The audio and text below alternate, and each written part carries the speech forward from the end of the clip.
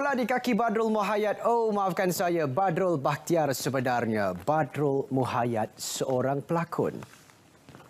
Saudara, jangan kesal kalau anda tersesat jalan. Sekurang-kurangnya anda menemui tempat baru atau jalan baru dalam pengembaraan anda. Fikir-fikirkanlah. Assalamualaikum dan salam sejahtera. Apa khabar penonton SIPT? Hari ini saya Syahrul Islam bersiaran di saluran berita RTM ataupun di RTM Klik, ataupun anda boleh tonton kami di Facebook Live Lensa IPT. Itu tadi dua petikan ikon legendary RTM yang mana kita selalu dengarkan suara-suara mereka di RTM pada zaman dulu. Namun walau bagaimanapun, hari ini hari setelah 2 hari kita menyambut hari RTM yang ke-75 1 April lalu, kita masih lagi menaikkan semangat aura RTM yang ke-75. Dan hari ini kita akan bercakap berkenaan dengan media dan pelajar IPT. Kita akan bawakan kepada anda 2 orang tetamu. Walau bagaimanapun, kita akan berehat seketika. Kita akan kembali selepas ini. Assalamualaikum, bos. Waalaikumsalam. Dah masuk, bos? Masuk. Bos. Esok hari kita ada meeting pukul 2. Yang lain macam biasa. Ya, dah. Okey. Macam mana? Okey, bos. Eman. Cik Lok. Saya tanya dulu. Okey. You untuk dah daftar ke belum untuk vaksin? Belum, bos. Kena belum? Simok, bos. Takut, bos. Macam-macam yang dengar, bos. Apa kata you tu? Yalah you ko benar gila pengaruh daripada berita sahih. Kita tu lagi rami divaksin ke lah, lagi bagus. Sebab apa? Itulah yang akan mewujudkan herd immunity. Bila ada herd immunity, itulah yang akan mengurangkan penularan COVID-19. Bila dah kurang penularannya, akan berhentilah pandemik itu. Kapanlah kita kembali kepada kehidupan normal kita? Man, pemvaksinan tu kelak ada 3 fasa. Fasa pertama, untuk barisan hadapan. Fasa kedua kelak difokuskan untuk 60 tahun ke atas. Sedaya yang ada penyakit kronik, berisiko tinggi. Faham you? Fasa ketiga kelak, barulah untuk orang muda macam kita tu, 18 tahun ke atas. Faham you? Daftar cepat-cepat. Bos. Bagus, pergi ulang kejap. Bos. Kita dah daftar. Kita aku dah daftar. Macam tu ya. Okey.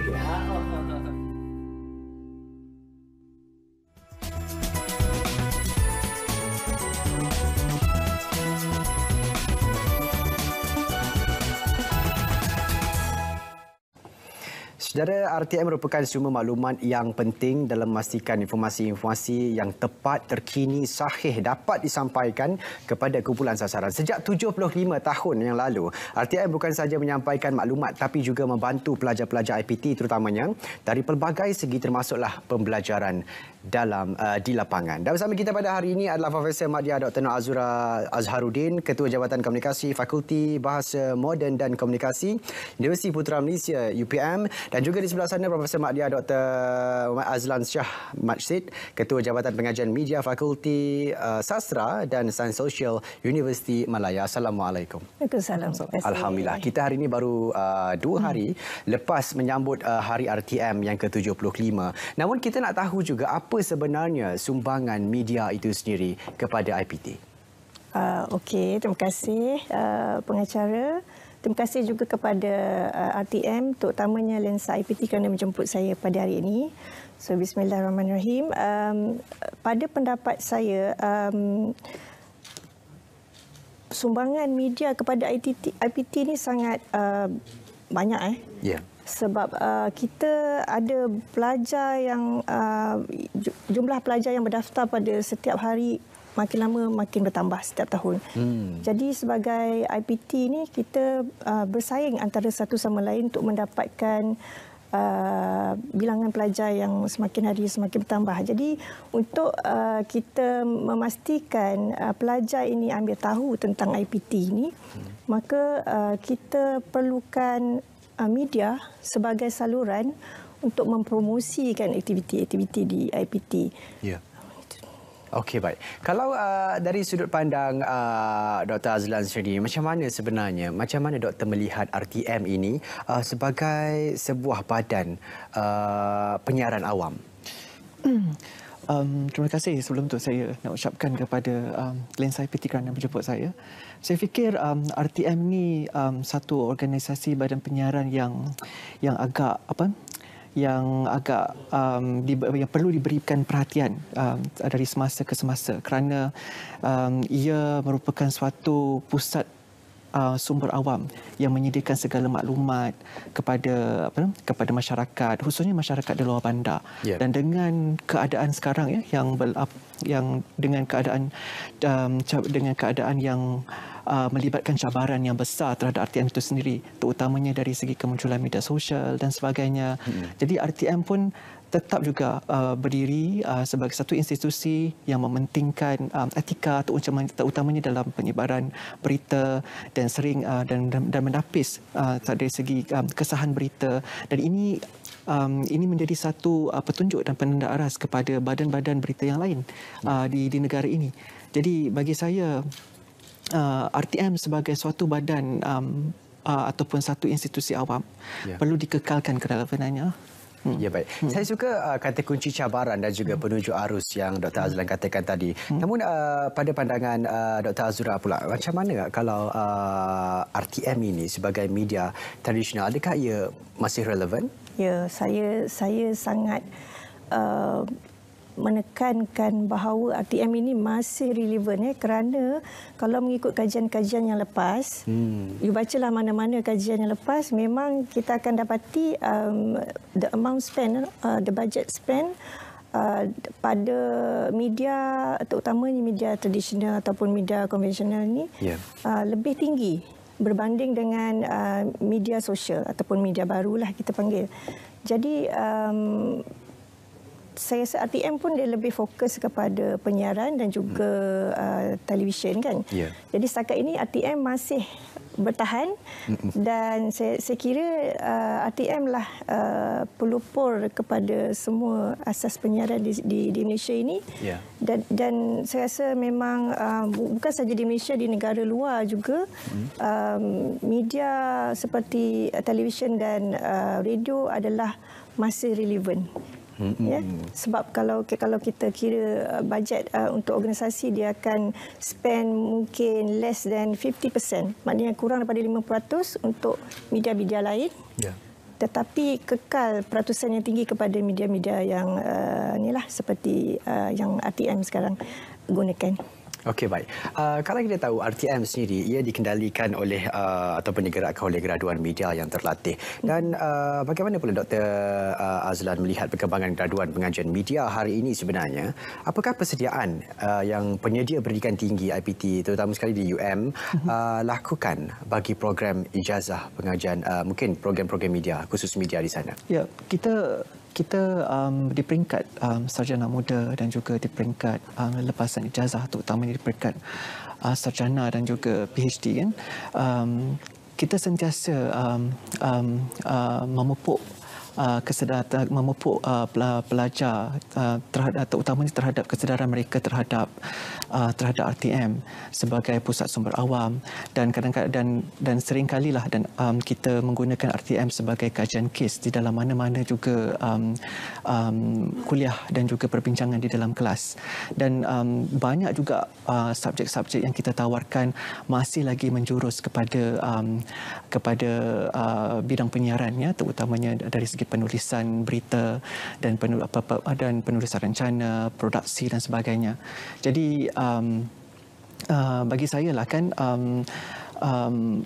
program seperti media dan komunikasi di IPT hari ini masih lagi boleh dikatakan mampu menyumbang kepada kerelevanan RTM, terutamanya dalam bidang penyiaran, ya, dan juga dalam bidang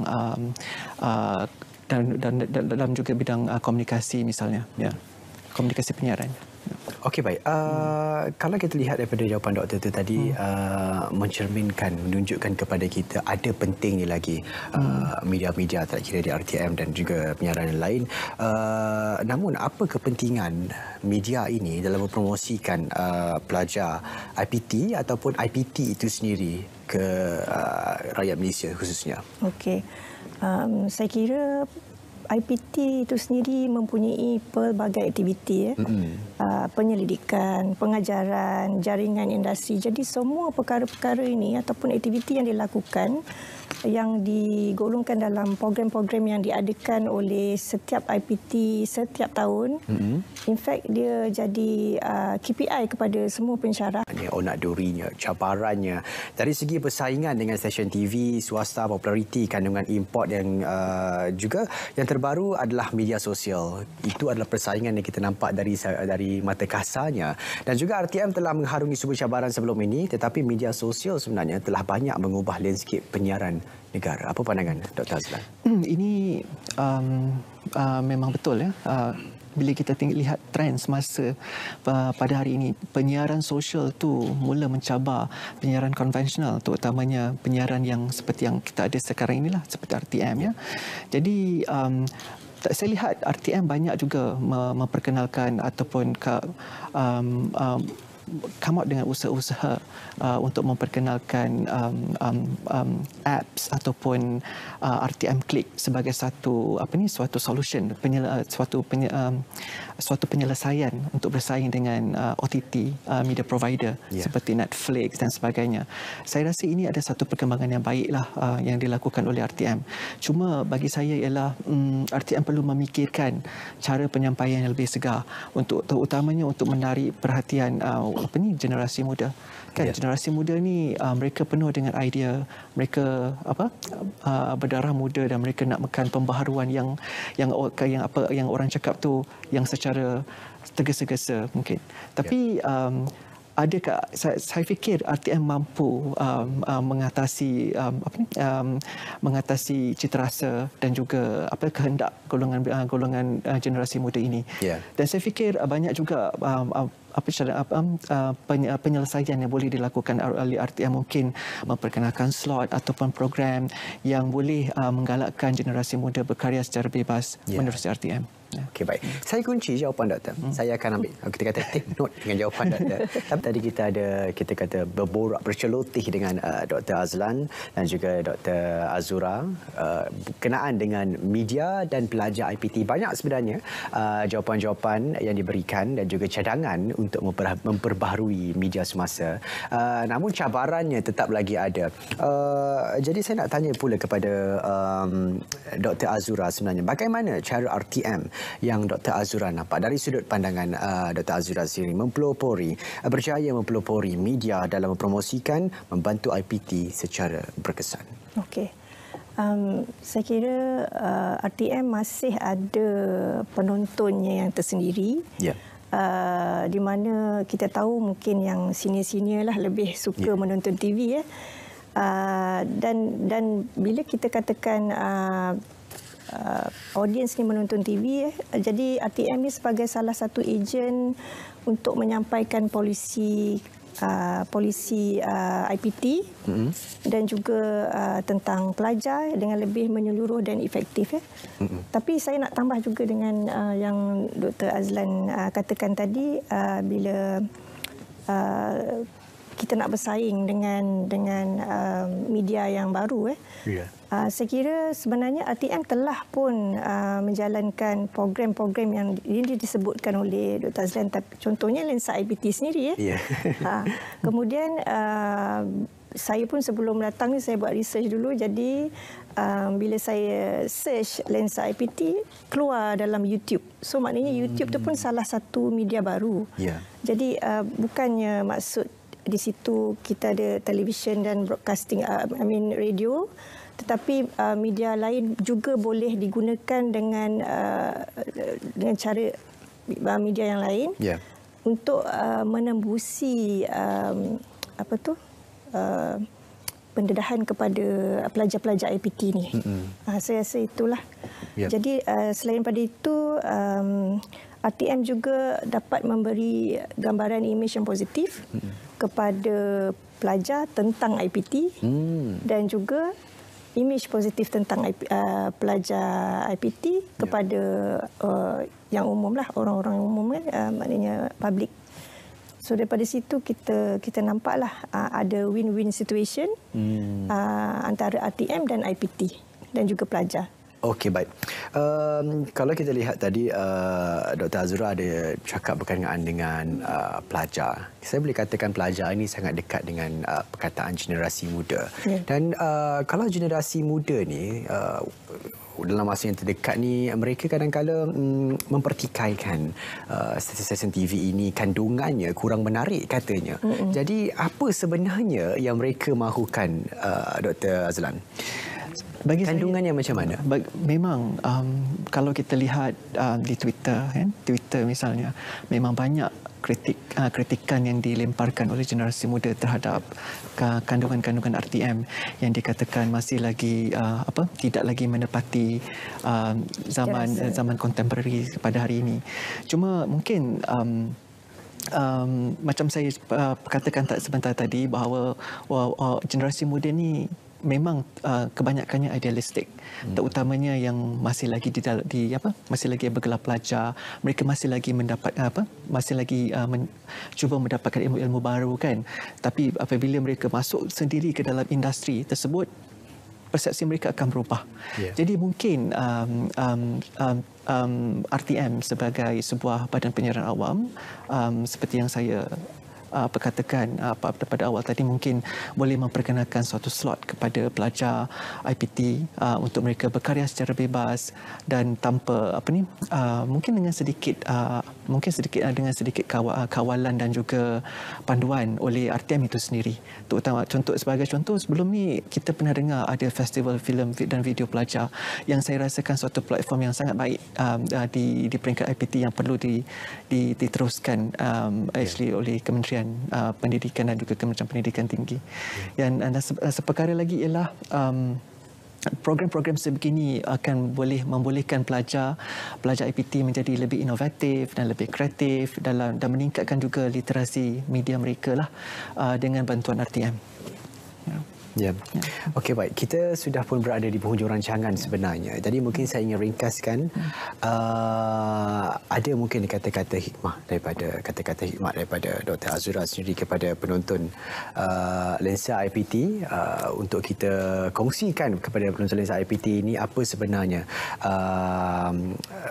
RTM mungkin. Adakah institusi ini masih lagi mendapat mata, kata Dr. Azura, dan mungkin nasihat dan juga pandangan doktor sendiri. Okey. Pada saya lah, bukan saya puji ni kerana sempena 75 tahun ya. Tapi memang pada saya RTM is still the best. Yes. Dia telah bertahan, RTM telah bertahan selama 75 tahun kerana RTM telah berusaha untuk mengubah apa yang RTM dapat offer kepada masyarakat ya. Kalau sekiranya kita tidak melakukan perubahan bersesuaian dengan apa yang dikehendaki oleh masyarakat, saya kira RTM tidak mampu bertahan sehingga ke hari ini. Betul. Jadi nasihat saya kepada semua organisasi, tak kiralah IPT ataupun RTM ataupun pelajar, saya rasa semua ni sama. Maksudnya di sini ialah kalau kita nak bersaing, kita kena cuba untuk memperbaharui strategi, teknik kita untuk mendapatkan sokongan daripada audiens ataupun potential pelabur yang berpotensi untuk masuk ke dalam organisasi kita dengan cara kita menunjukkan sesuatu yang baru. Jadi kalau kita masih di tahap yang lama, mungkin tidak ada perubahan dan kita tak boleh improve di situ. Betul. Itu pendapat saya lah. Okey, baik. Terima kasih Dr. Azura. Mungkin daripada pandangan Dr. Azlan sini tentang hala tuju ataupun masa depan RTM sendiri. Bagi saya, RTM ni boleh diibaratkan sebagai sebuah buku dan ia akan sentiasa relevan dan tidak akan matilah kan, sebab RTM ni kita boleh lihatnya sebagai sebuah pusat sumber awam dan ia merekod segala peristiwa yang berlaku di negara ini. Misalnya ketika pandemik COVID-19 berlaku kan, apa-apa segala dasar, segala saranan yang diberikan oleh kerajaan disalurkan dengan cepat dan tepat oleh RTM. Itu pandangan saya lah.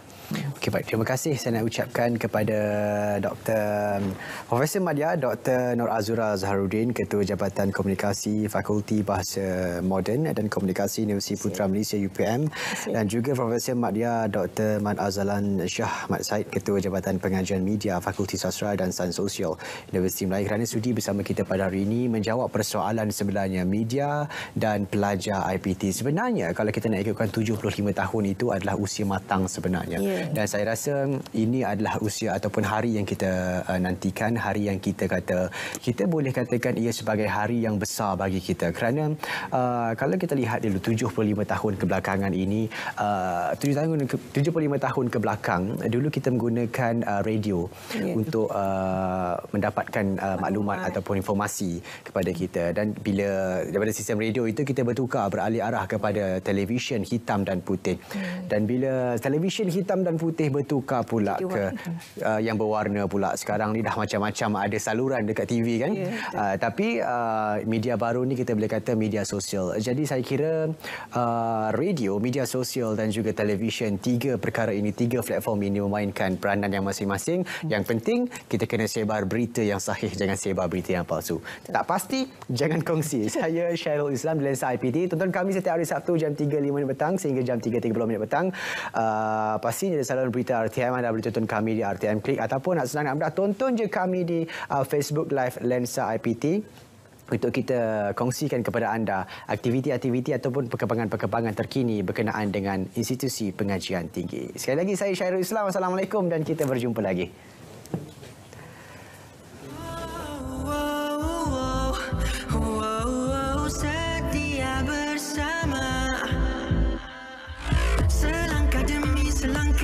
Menyusuri arus inovasi, mengungguli dan terkini, merentas sempadan masa, berbutir-butir bintang menyinar, megah di angkasa, berdeka namamu di hati, menyanyikan yang terbaik. Teman setia Anda, berinformasi dan hiburan terkini. RTM semua ada di sini, teman setia Anda. Na na na na na na na na na na na, yeah. Na na na na na na na, oh oh. Na na na na na na na na na na na, yeah. Na na na na na na, setia bersama, selangkah demi selangkah menyusuri arus inovasi. Oh.